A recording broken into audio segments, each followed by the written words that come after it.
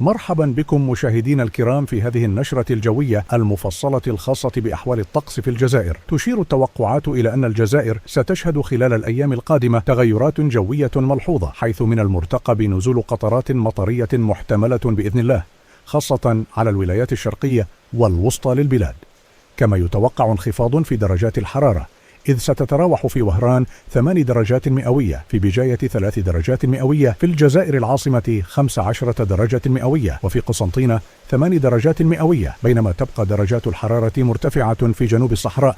على صعيد آخر، ستشهد الولايات الغربية خاصة الساحلية منها بين الجزائر العاصمة ووهران هطول أمطار مهمة خلال نهاية شهر ديسمبر وبداية يناير.